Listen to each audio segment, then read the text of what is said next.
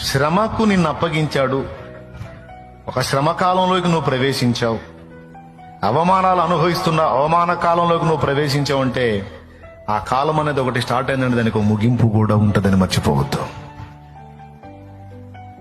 అర్థమైందా?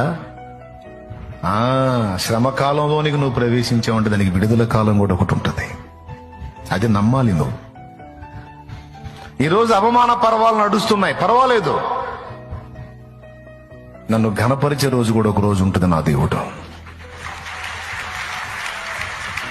నా దేవునికి తెలియకుండా అయితే నాకు ఈ పనులు జరగట్లేదు కాబట్టి దేవునికే స్తోత్రం అని ఆనాడు కఠినమైన ప్రతికూలతలలో, ఆర్థిక ఇబ్బందుల్లో ఉండి, అప్పుల బాధల్లో ఉండి, అవమానాల్లో ఉండి కూడా హ్యాపీగానే బ్రతుకు వెళ్ళదీశాను, కానీ దుఃఖంలో మాత్రం ఉండదలుచుకోవాలా.